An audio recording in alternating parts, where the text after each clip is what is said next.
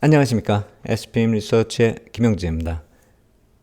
엔비디아 실적 발표에 모두 다 신경이 곤두서 있다 이렇게 봐야 될 텐데 오늘 미국 시장 끝나고죠. 그런데 시간을 따져보면 한국 사람 입장에서는 내일 새벽이 되는 것이고요. 엔비디아 실적 관련한 얘기들은 너무나 많이 들었기 때문에 저는 엔비디아 홈페이지 들어가서 이런저런 자료들을 좀 살펴보면서 생각을 좀 해봤습니다.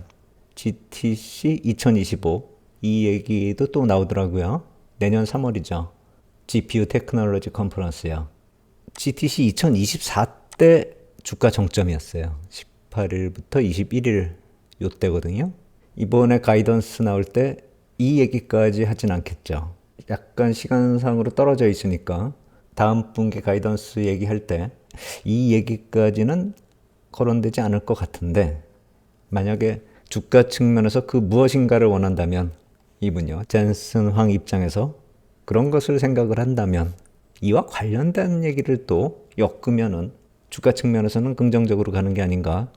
다들 지금 이번 분기까지는 뭐 어떻게든 실적이 이어진다 이렇게 생각을 하고 다음 분기까지 뭐 괜찮다 이렇게 전망을 한다 할지언정 실적의 탄력성이 계속 이어질 수 있느냐 이게 가장 불안한 거잖아요.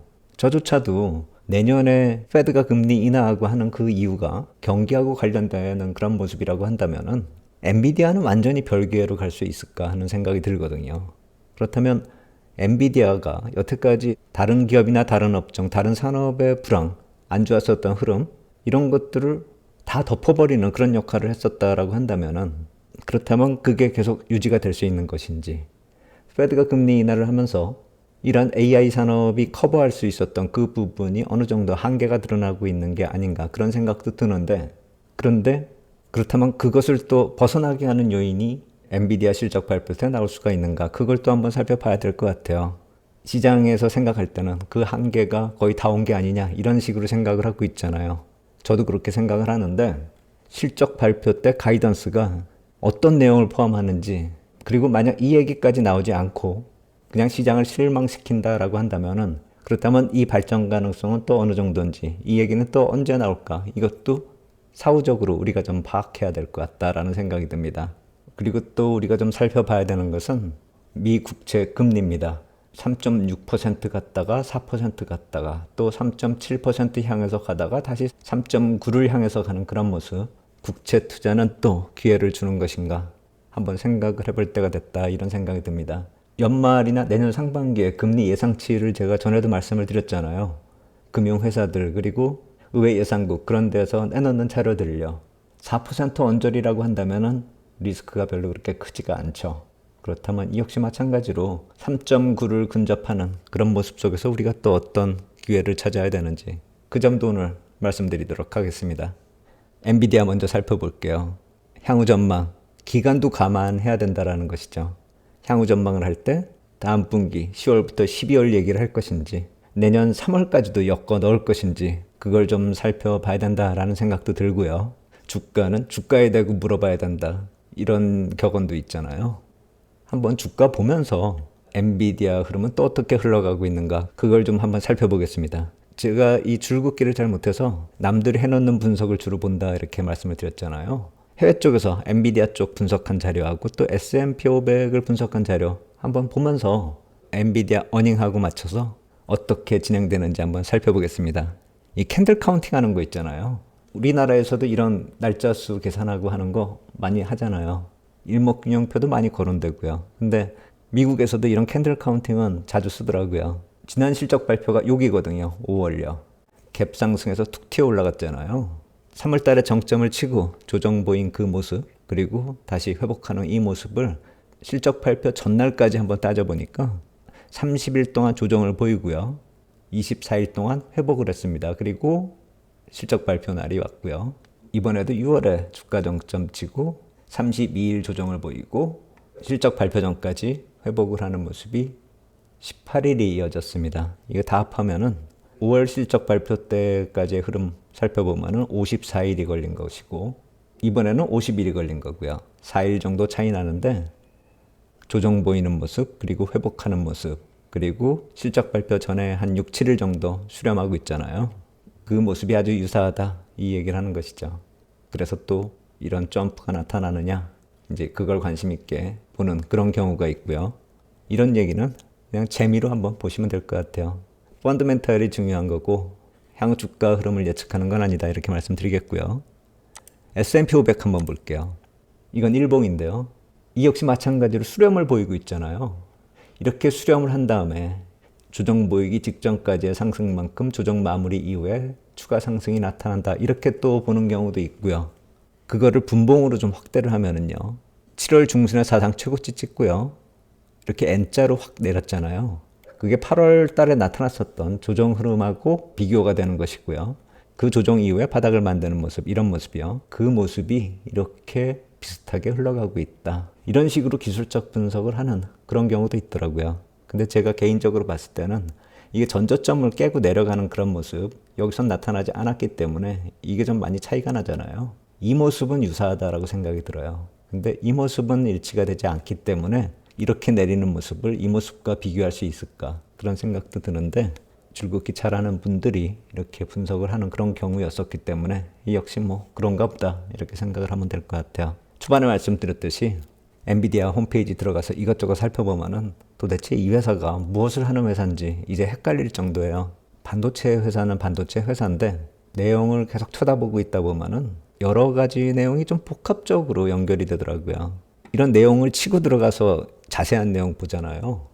그러면 그 내용을 이해하려고 한참을 생각을 해야 되더라고요. 모르는 내용도 많고, 예전 같으면은 대강 이게 뭐다, 이렇게 생각이 됐었는데 매일매일 나오는 그런 뉴스들을 계속 업데이트하면서 계속 주목하고 있지 않으면은 어쩌다가 들어가면은 이게 무슨 내용인가 공부를 해야 할 정도다, 이렇게 생각이 드는데, 그렇기 때문에 과연 가이던스를 또 어떻게 낼지 그것도 우리가 쉽게 단언할 수 있는 문제는 아니지 않는가, 이런 생각이 듭니다. 엔비디아 일단 여러 가지를 생각하게 만든다, 이렇게 보면 될 것 같아요. 그런데 엔비디아 실적을 놓고 볼 때 전체 다른 산업의 부진을, AI 산업이 그 부진을 덮어버리고 미국 시장뿐만 아니라 글로벌 자산 시장을 쭉 끌고 왔었다라는 점을 생각해 본다면은 페드가 정책 피봇을 결정하는 데 있어서 과연 다른 쪽의 산업이 AI가 커버할 수 없을 정도로 부진에 들어가는 건 아닌가, 그것도 좀 살펴봐야 될 것 같다라는 생각이 들어요. 그래서 그러한 타이밍에 나온 매크로 자료 한번 살펴볼게요. 리치몬드 페드 쪽에서 내놓은 자료인데요. 지역 서베이 자료거든요. 리치몬드 페드 관할 지역에서 비즈니스 활동이 어떻게 이루어지는가, 제조업하고 서비스 쪽을 살펴본 겁니다. 제조업 흐름 이렇게 살펴보면은 2022년도에 정점을 치고 나가지고 계속 좀 안 좋은 흐름 보이고 있는데, 그 저점도 또 깨고 내려가고 있는 그런 모습 보이고 있어요. 지역 제조업 활동이 위축 국면이 지속되고 있다, 더 안 좋게 되고 있다, 이걸 나타내고 있는 것이죠. 과연 리치몬드 페드 쪽만 이럴까 한번 생각을 해봐야죠. 전체적인 경제 지표 이렇게 놓고 보면은 제조업 지표 같은 거 나오는 거 보면은 약간 좀 불안한 게 사실이죠. 전망치를 놓고 봐도 그렇게 좋은 모습이 아닙니다. 지금 컨디션이고요. 이건 전망치인데 수치 이렇게 대강 보시면은 마이너스가 많죠. 출하 부문하고요, 신규 주문 쪽이 좀 긍정적이긴 한데 전체 비즈니스 컨디션 자체를 놓고 보면은 마이너스 18 나오면서 전달 대비 크게 떨어지고 있죠. 인플레이션 지표는 많이 좋아지고 있어요. 가격 관련돼 가지고요.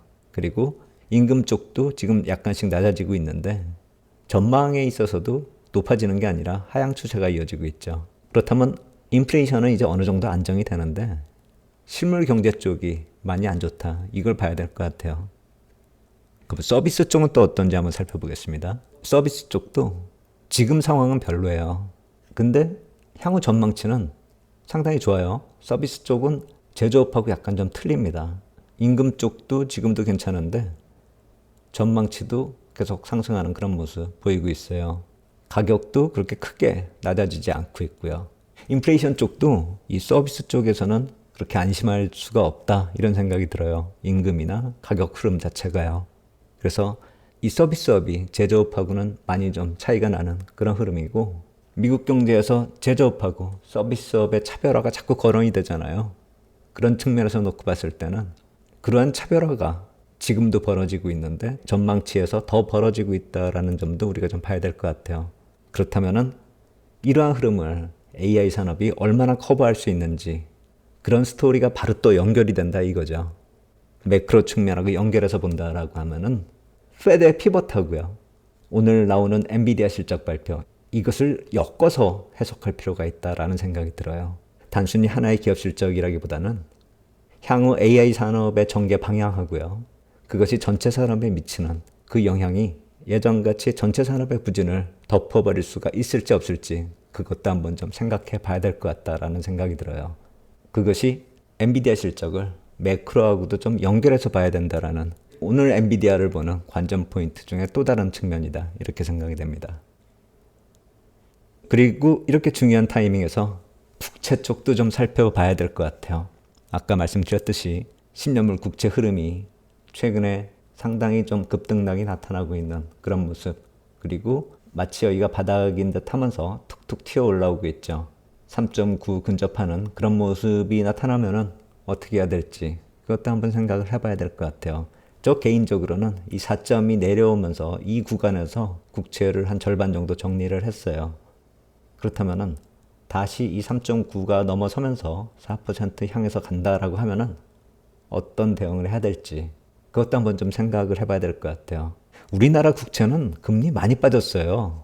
3% 이하로 간 그런 흐름이잖아요. 그래서 저는 보통 만기 매칭형 투자를 좋아하는데 만기 매칭형 ETF에 YTM이란 게 있죠. 만기 수익률이요.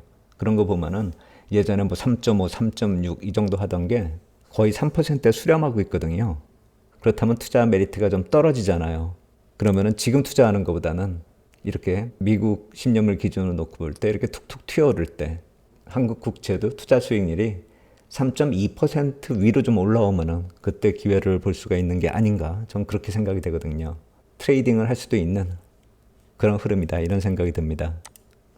특히나 금리하고요, 미국 달러 흐름하고 이렇게 놓고 보면은요, 엔달러 흐름이 붉은색이거든요. 지금 144레벨에서 왔다 갔다 하고 있는데 이거 여기서 훅 깨고 내려갈지, 쉽게 깨고 내려갈지 그것도 한번 좀 생각을 해봐야 될 것 같아요. 미국 10년물 국채로 보면은 3.7%대하고요. 엔달러로 보면은 144레벨. 이거 비교하면서 같이 봐야 될 것 같다라는 생각이 듭니다. 그냥 금리만 보면은 헷갈리잖아요. 달러하고 좀 같이 볼 필요가 있다, 이런 생각이 들고요. 그리고 또 하나요. 타이밍상으로 놓고 보면은 국채 발행 일정 있잖아요. 어제 2년물 있었고요. 오늘 밤에 5년물 있어요. 제가 5년물이 3년물하고 더불어서 많이 좀 부담이 된다, 이렇게 말씀드렸었잖아요. 그래서 이렇게 금리가 튀어오르는 모습이 이 국채 발행 일정하고 엮어서 생각해 본다면은 오늘이 부담의 절정이다, 이렇게 볼 수가 있는 것이죠. 그리고 제가 유동성 흐름은 9월 들어서면은 좀 긍정적으로 변화된다라고 말씀드렸죠. 10월은 더 긍정적이고요. 그렇다면은 8월이 가장 안 좋은 때인데 그 8월이 안 좋은 중에서도 후반부에 가장 안 좋은 시기가 지금이다, 이렇게 볼 수가 있는 것이죠. 그렇다면 최근에 이렇게 금리가 툭툭 튀어오른 이 모습이 이 국채 입찰 일정하고도 연동해서 생각해 볼 수 있죠. 오늘 밤에 만약 국채 수익률이 추가적으로 튀어오른다라고 한다면은 그동안은 분할 매도 관점이었다라고 보면은 이제부터 올라올 때마다 분할 매수의 기회도 또 볼 수 있는 게 아닌가. 3.9에 근접한다라고 한다면은 입질 한번 들어갈 만하다라고 생각이 들어요. 타겟을 3.5로 보든지 뭐 3.2까지도 볼 수 있는 그런 상황이니까 3.7 아래로 내려갔을 때 3.2를 보는 시각하고 3.9 정도 근처에서 3.2를 보는 건 또 틀리죠.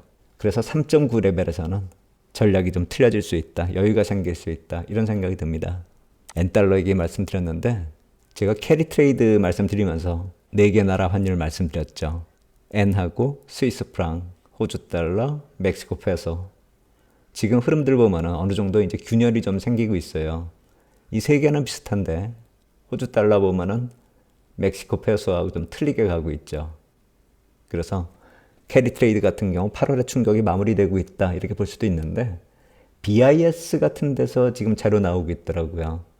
아직 완전히 끝난 건 아니다, 그런 식으로. 그 총량의 개념에 있어서는 많이 털려났다. 뭐 JP 모건의 추측이나 골드만삭스 계산하고도 거의 비슷하게 나오고는 있는데 환율 움직임에 대해서는 또 한번 다시 말씀을 드려야 될 것 같아요. 오늘 여기까지 말씀드리기에는 약간 좀 시간이 부족하고 나중에 따로 캐리 트레이드 관련돼서 또 말씀을 드리도록 하겠습니다. 결국 이게 국채하고 달러 흐름하고 또 연결이 되니까요. 오늘은 엔비디아하고 더불어서 미국 국채가 안정적으로 들어갈 수 있는 그 타이밍이란 점, 이 두 가지만 보는 것도 많이 집중이 필요한 그런 타이밍이다 이런 생각이 들거든요. 오늘은 그 두 가지에 집중할 때다 이렇게 말씀드리겠고, 캐리 트레이드는 다음에 말씀드리도록 하겠습니다. 오늘 여기까지 하도록 하겠습니다. 감사합니다.